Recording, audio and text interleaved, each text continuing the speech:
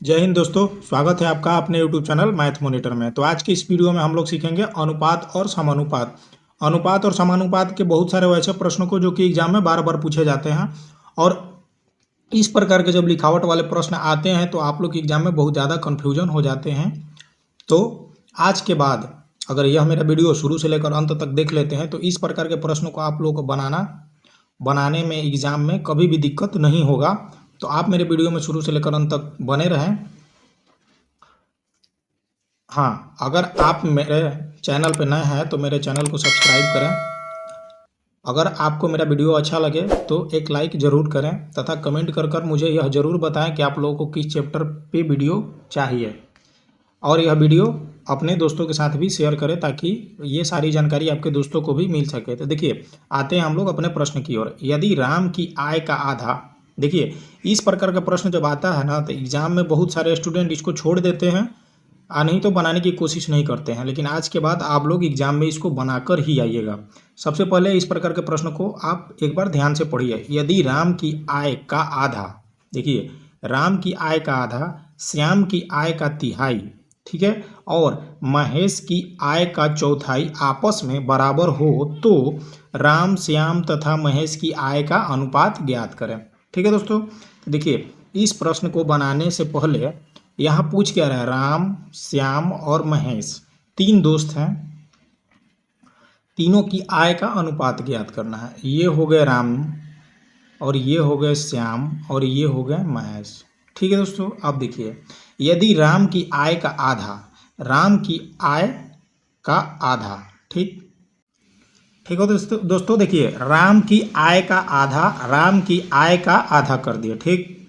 श्याम की आय का तिहाई, श्याम की आय का तिहाई। ठीक है दोस्तों, जैसे जैसे पढ़ रहे हैं वैसे वैसे ही बना रहे हैं। आप अगर इस तरीके से बनाइएगा तो इस प्रकार के प्रश्न को बनाना आसान हो जाएगा और आप बहुत ही जल्द इस प्रकार के प्रश्न को सोल्व कर पाइएगा।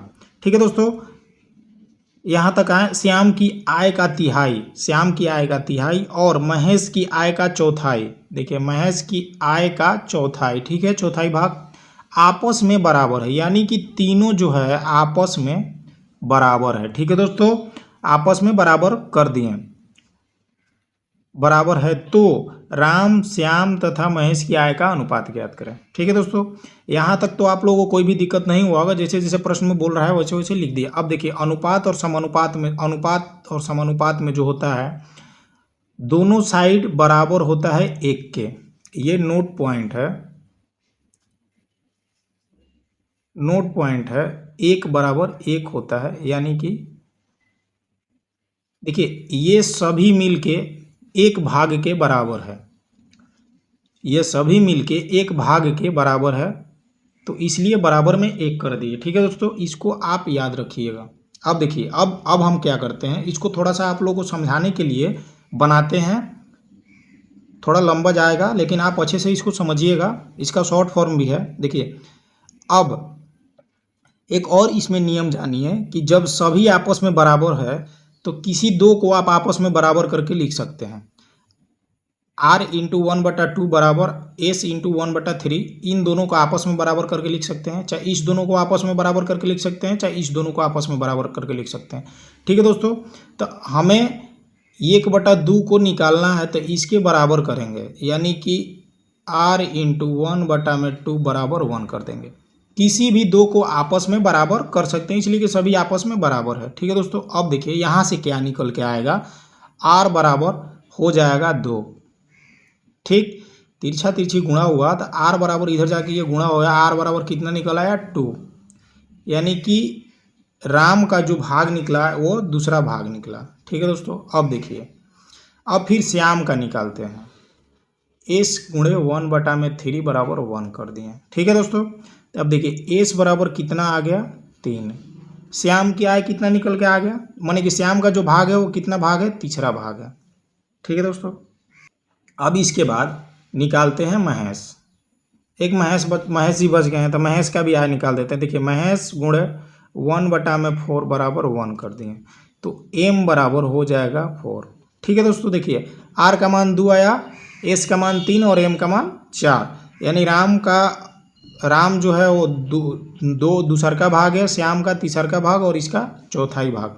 ठीक है, तब देखिए राम और श्याम और महेश का अनुपात आ गया 2:3:4। यही हो गया इसका आंसर। मैं आप लोगों को समझाने के लिए ये थोड़ा लंबा बताया कि आप लोगों को किसी भी प्रकार का डाउट ना हो और इस प्रकार के प्रश्न को आप बहुत ही आसानी से सोल्व कर पाएँ। तो देखिए इसमें क्या किया और आप कहाँ पे इसको शॉर्ट फॉर्म में बना सकते हैं। देखिए यहाँ पे R 1/2 और 1/3 और 1/4 है बराबर 1 है। तो देखिए यहीं पे ही सिंपल इसको लिख सकते थे, राम श्याम और महेश का आय का अनुपात। देखिए इधर से गया यहाँ पे 2 हो गया, यहाँ से ये गया 3 हो गया और यहाँ से ये गया 4 हो गया। ठीक है दोस्तों, तो इस तरीका से आप लोग बनाइएगा तो आप लोग 2 लाइन में इस प्रश्न को सोल्व कर पाइएगा। ठीक है, इसी प्रकार के एक और प्रश्न को देखते हैं ताकि आपके जो भी थोड़े बहुत डाउट होंगे वो सारे डाउट क्लियर हो जाएंगे। मेरा मतलब ही है आप लोग के जितने मन में डाउट है वो सारे डाउट को क्लियर करते जाना। ठीक है दोस्तों, देखते हैं इसी प्रकार के एक और प्रश्न को। देखिए दोस्तों, जो दूसरा प्रश्न है, यदि राम की आय का 2 गुना, श्याम की आय का 3 गुना तथा महेश की आय का 4 गुना आपस में बराबर हो तो राम श्याम तथा महेश की आय का अनुपात ज्ञात करें। ठीक है दोस्तों, तो देखिए 3 दोस्त हैं, राम श्याम तथा महेश। 3 दोस्त को हम लोग राम श्याम तथा महेश लिख दिए। ठीक है दोस्तों, अब देखिए उसके बाद क्या बोल रहा है, यदि राम की आय का 4 गुना, राम की आय का 2 गुना, ठीक, श्याम की आय का 3 गुना तथा महेश की आय का 4 गुना, ठीक, 4 गुना आपस में बराबर हो, आपस में बराबर कर दिए तो राम श्याम तथा महेश की आय का अनुपात ज्ञात करें। तो इन सभी का क्या पूछ रहा है, राम श्याम और महेश का अनुपात पूछ रहा है। ठीक है दोस्तों, प्रश्न में यही पूछ रहा है, इसी को निकालना है। तो यहाँ तक तो लिखिए, आप लोगों को कोई भी दिक्कत नहीं हुआ होगा। आप लोगों को मैं बता देता हूँ कि अनुपात में जब सारा चीज़ बराबर रहता है तो वो 1 के बराबर है, 1 के बराबर है।